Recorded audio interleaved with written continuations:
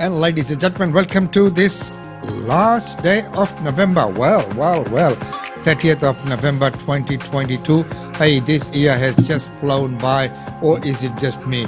Well, from tomorrow, 1st of December, we're coming into December, the last month of this year. Well, ladies and gentlemen, right now here in Brisbane, it's a bit cloudy and 22 degrees. Remember, yesterday was 24, though it might feel a little bit different outside. Because every day the chill factor is different as well. So what you actually feel is quite different. Well, right now let's get on to this segment of the news, and then we have the Daily India Report, and with the functions and events. Then at 10 a.m. we have the weekly real estate update with Usha Chandra. So let's get going. First of all, let's get the news in brief. Wales has begun refunding some of the 33,000 COVID fines that were abruptly withdrawn yesterday after a hearing in the Supreme Court. The state government admits some penalty notices were invalid because they didn't have detailed descriptions of the offence committed. Legal advocates say the fines have had a crippling impact on vulnerable community members. A National Anti-Corruption Commission appears set to become law today after the government's legislation passed the Senate with amendments overnight. The corruption watchdog was a key election commitment from Labor and a driving force behind the Teal wave. Former Prime Minister Scott Morrison is set to be censured by Parliament today for secretly appointing himself to 5 ministries during the COVID crisis. The government will move the motion this morning. It's expected to pass despite opposition from the coalition. The annual Closing the Gap report is out today, and it is once again showing limited progress on improving outcomes for Indigenous Australians. Only 2 of the 17 targets are on track, with 4 going backwards, including incarceration rates, suicide rates and child removal rates.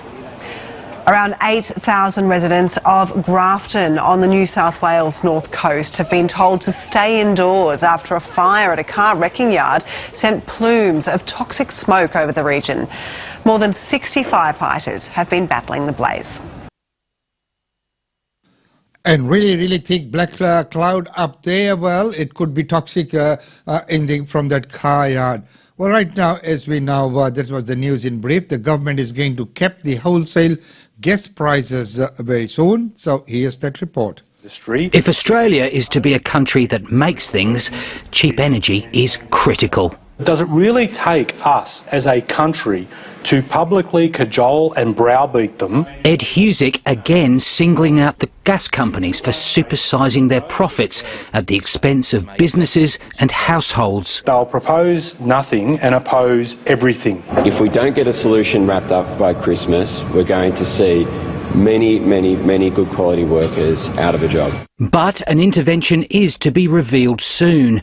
The ABC understands the government's working on a 3-pronged strategy. A price cap on gas of about $12 a gigajoule, guaranteed domestic supply of at least 160 petajoules, and a mandatory code of conduct overseen by the competition watchdog. The gas prices have historically operated at around $8 to $10 a gigajoule. We know that the cost of production for these companies is not going up. The AWU makes a good point. These are the historic prices. Equally, prices for many inputs are going up. Gas companies have been heavily profiting from sky-high prices triggered by Russian brutality in Ukraine. Origin Energy told its shareholders in August its break-even price is about $3.50 a gigajoule. But the ABC's aware of the company offering a New South Wales steelmaker $35 a gigajoule for a 12-month contract, 10 times the break-even price. A lot of very smart people, very thoughtful people looking at the level of the price cap. Cabinet is set to finalise the government intervention on gas next Wednesday, with Australia's energy ministers to gather the following day. What remains unresolved is how to force the price of coal down. This would require a coordinated approach by the states, and they're not yet on the same page. Andrew Probyn, ABC News, Canberra. So the age-old problem of balancing supply and, of course, maintaining a price. Companies do operate on the basis that they are there to make some profit. That's why it's called business. and that's why they are there, so that they can pay a dividend to all the shareholders, keep the employees employed as well. Of course, the level of profitability depends upon the modus operandi of that company. But should it have a say from the government as to how much profit anyone can make? So there you are, food for thought. Well, right now, moving on, the rental squeeze. Remember today, later we will be looking at the real estate market in detail, but here's this report about the rental squeeze. Maddie Parsons is a pro at packing boxes. The 38-year-old Hobart renter has moved 13 times in her adult life, jumping from share house to share house. But today, she's saying goodbye to it all. As a retail worker, Maddie can't afford to rent a place on her own or to buy. So she's moving back to her mum and dad's and into their shed. I've got to a point, I guess, with share housing and renting where it's starting just to get a bit much. Maddie isn't alone in her renting battle. A new report assessing the affordability of rentals shows a severe dip across all capital cities, with Hobart and Brisbane at their worst levels ever. In the regions, it's worse, with New South Wales, Queensland, Victoria and Tasmania all at their most unaffordable they've ever been. We're really going back to times like the Great Depression to find comparable points in Australian history of when it was so tough to be a renter in Australia. Experts say a lack of supply is driving the crisis. It's highly competitive, so landlords and property owners are able to ask, whatever it is that they would like, for housing. The government has plans to build more affordable housing, which advocates say is a decent start. But in the short term, they want renters to have greater protections from price hikes and evictions. Getting everything going? Maddie knows she's lucky to have a ticket out of the rental cycle, and she has big plans to turn her shed into a home. I have the opportunity to make a choice to do this before it gets really bad. Finding new ways out of a national crisis. Nick Sass, ABC News. And, innovative ideas do come in handy, and if you do have that opportunity, you are much better off than people who might not even have that opportunity available to them. Well, right now, the Victorian election sweep, what is happening to some of the micro parties as the final votes get counted? Back where Daniel Andrews feels most comfortable and celebrated. The Premier wasting no time getting back in high vis to tour the $1.5 billion Footscray Hospital redevelopment. This is one of the biggest health infrastructure projects our state has ever seen. But it's not all been a warm welcome back. Labor suffered a 14% swing against the party in the seat of Footscray towards the Greens. I haven't been elected to join the government with any Liberal preferences, and I'm pretty proud of that. While the Liberal Party does some serious soul-searching after another devastating election loss, it's now searching for not only a new leader, but also a new state director. Sam McQuestion will quit the top job after 3 years, saying in a statement, despite internal challenges, the party was able to achieve a 3.5% swing towards it and likely improve its position in terms of seats. But that's mainly in the upper house, where the Liberal Party could pick up 5 extra seats, while Labor could lose 1. That means to get legislation through Parliament, the government will again need to rely on the crossbench, which will include the Greens and others like the Legalised Cannabis Party.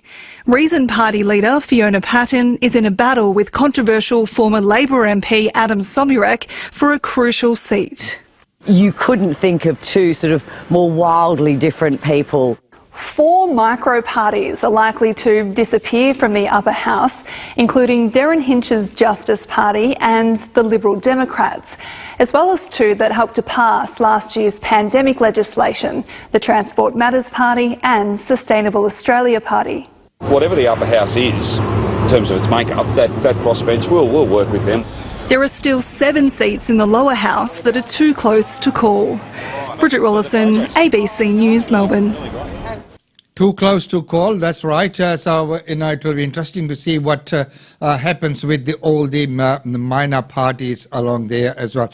Well, ladies and gentlemen, right now it's time to go to our daily India report. With that, we'd like to welcome Ankita.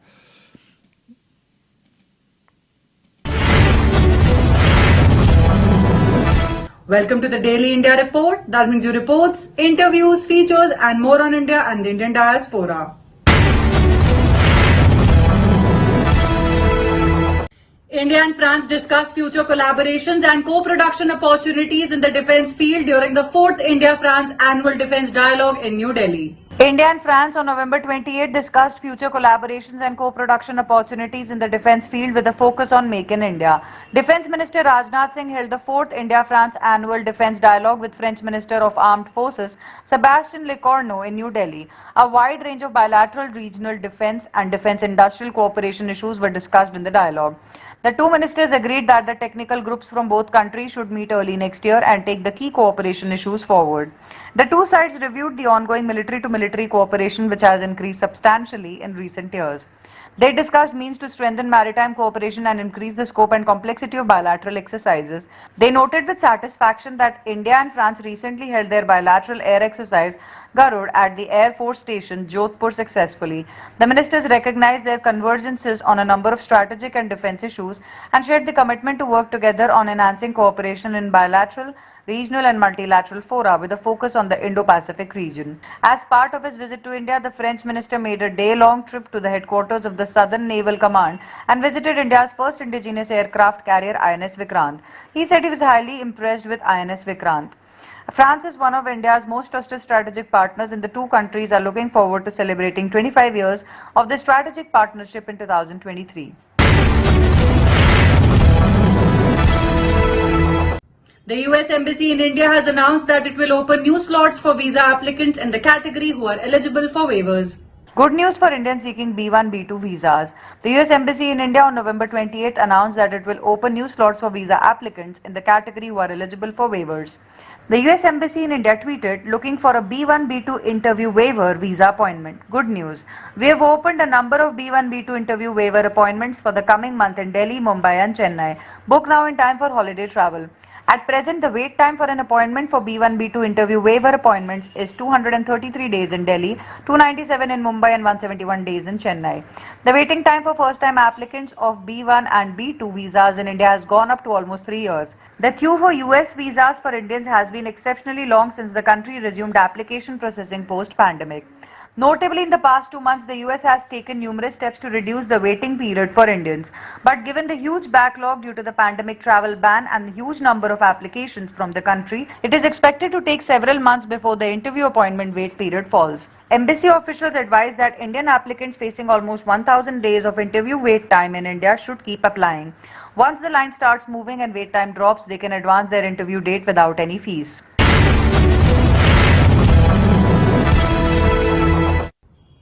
All Indian TV channels will have to show 30 minutes of national interest content from January 1st, 2023. From January 1st, 2023, it will be mandatory for all Indian television channels to air content pertaining to national and public interest for at least 30 minutes every day, according to the Ministry of Information and Broadcasting.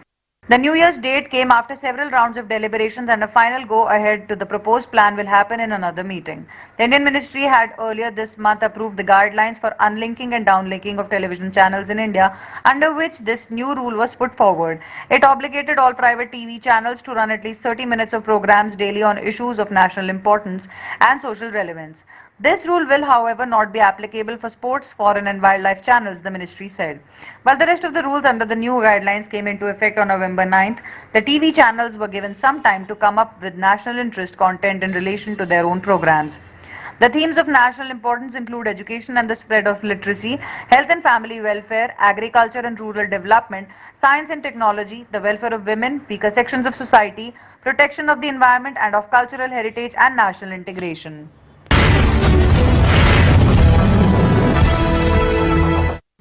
E-commerce giant Amazon has decided to shut its delivery services in India as a part of its annual operating planning review process.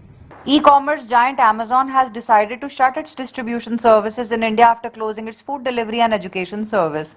The company plans to focus on its core business and is cutting back on other verticals. This step was taken in light of the economic slowdown, and now the company will focus more on core businesses. Amazon Distribution operates mainly in Bengaluru, Hubli and Mysore and employs roughly 50 people. The distribution unit sources fast-moving consumer goods from companies and distributes them to retailers. Amazon India decides to shut down its food delivery service Amazon Food on November 25th as a part of its annual operating planning review process. The tech behemoth also pulled the plug on its EdTech service Amazon Academy last week.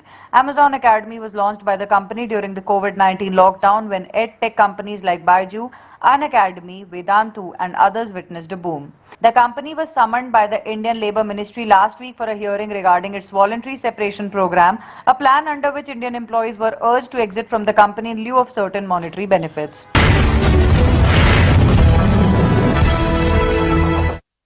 India's private space sector got a big boost on November 28th as space tech startup Agnikul inaugurated the first privately built launch pad at Sriharikota in Andhra Pradesh state. Indian space tech startup Agnikul on November 28 said it has established India's first launch pad designed and operated by a private player. The facility situated at Sriharikota was inaugurated by ISRO chairman S. Somanath on November 25th. The facility, which was designed by Agnikul and executed with support from ISRO and Indian National Space Promotion and Authorization Center, has two sections to it, the Agnikul Launchpad and the Agnikul Mission Control Center. Agnikul in a statement said, critical systems connecting these two sections, which are 4 km away from each other, are redundant to ensure 100% operationality during the countdown. The launchpad is specifically built keeping in mind the ability to support liquid stage control launches, while also addressing the need for ISRO's range operations team to monitor key flight safety parameters during launches. Additionally, it has the ability to, as necessary, share data and other critical information with ISRO's Mission Control Center. Agnikul's first launch, which will be a controlled and guided mission, having a vertical launch using its patented engine, will happen from this launch pad. The mission would be a technology demonstrator that will mirror Agnikul's orbital launch but at a reduced scale. Agniban is a highly customizable two-stage launch vehicle capable of taking up to 100 kg payload to orbit around 700 km high and enables plug-and-play configuration. Agnilet is the world's first single-piece 3D printed engine fully designed and manufactured in India and was successfully test-fired in early 2021 and became the first company in the country to test its engines at ISRO, the firm said.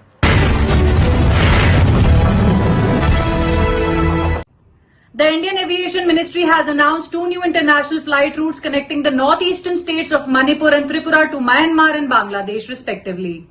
As the Indian government works briskly towards enhancing the northeastern states' air connectivity, flights will soon be started from 2 northeastern states to Myanmar and Bangladesh. On November 28, the first flight from the new airport at Arunachal Pradesh's Itanagar was flagged off by Civil Aviation Minister Jyotiraditya Scindia. The flight from Holongi Airport to Mumbai via Kolkata is being operated by Indigo, which will also be increasing its services from the region. Minister Scindia said that air connectivity in the northeast has been enhanced and more flights will be operated connecting the region with other places. Flights from Imphal in Manipur to Mandalay in Myanmar and from Agartala in Tripura to Chittagong in Bangladesh will be started soon as part of enhancing international air connectivity in the region, Scindia said. Now there are 16 airports in the northeast compared to 9 in 2013 to 14, he added. The minister also said the efforts are on to make the northeastern states the growth engine. Prime Minister Narendra Modi inaugurated the Donier Polo Airport in Holongi, Itanagar on November 19th. Leaving no stone unturned in creating the right atmosphere for his upcoming comedy flick Circus, Rohit Shetty has released a one-of-its-kind teaser of the Ranveer Singh starrer. The film is based on Shakespeare's iconic play Comedy of Errors. Ladies and gentlemen, welcome to 60s. वो भी क्या दिन थे जब बच्चे अपने दादा और दादी जी से सवाल पूछा करते थे, गूगल से नहीं। उस वक्त न्यूज सिर्फ न्यूज हुआ करती थी, ब्रेकिंग न्यूज नहीं। बच्चे लोरी सुनकर सोते थे, किसी की स्टोरीज देखकर नहीं। अरे अपनी पिक्चर सर्कस भी वही टाइप की कहानी है। बेसिकली सर्कस उस जमाने की फिल्म है जब लाइफ सिंपल थी, क्योंकि तब माँ बाप का प्यार ज्यादा जरूरी था। Post the COVID-19 lockdown last year, when the theatres opened, audiences were skeptical about going to the theatres, and even at that time, Bollywood director Rohit Shetty was able to deliver a huge hit in Suryavanshi last year. But afterwards, the box office returns for most of the Hindi language releases saw a downward trend. Now the trend is expected to change with his new comedy film Circus. Rohit has dropped a one-of-its-kind teaser video where the entire lead cast of Circus announced the trailer release date of the film. The video features two Ranveer Singhs, two Varun Sharmas, along with Jacqueline Fernandez, Pooja Hegde, Johnny Lever, Sanjay Mishra, Rajesh Hidji, Tiku Talsania, Siddharth Jadhav, Mukesh Tiwari and Ashwini Kalsekar. Sharing the teaser, Ranveer Singh tweeted, "Welcome to our world. Trailer coming out on 2nd December. # Circus this Christmas." The teaser opens with the cast of Circus recalling that life was simpler in the past. Johnny Lever recalled that those were the days when the children would ask questions to their grandparents and not on the internet.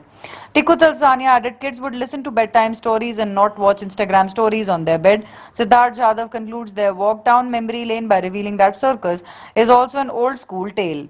The teaser has garnered mostly positive responses from social media users, with many predicting that the film will be the highest grosser of the year. A number of users pointed out that the film seems to be a remake of Gulzar's Angur, starring Sanjeev Kumar and Deven Verma in double roles. However, according to Rohit Shetty, the film is in fact based on Shakespeare's iconic play Comedy of Errors, which was also the source for Angur. Circus is set to release on December 23rd.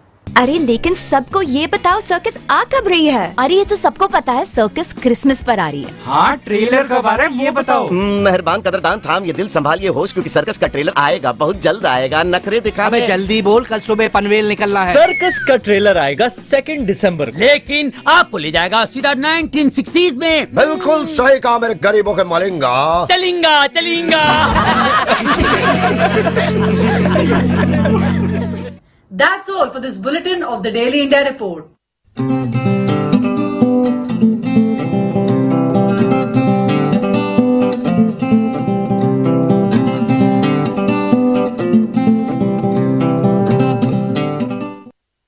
And thank you very much for that report, Ankita.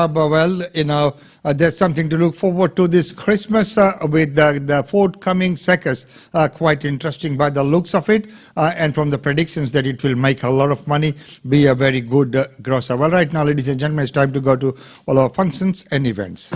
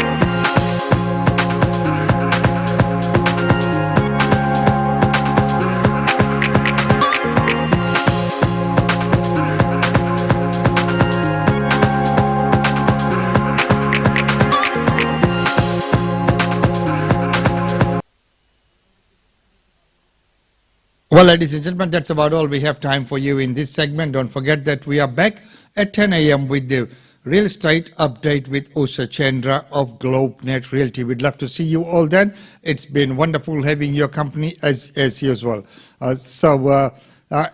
From this last day of November 2022, we say goodbye and we will catch you up at 10 a.m. on our real estate update.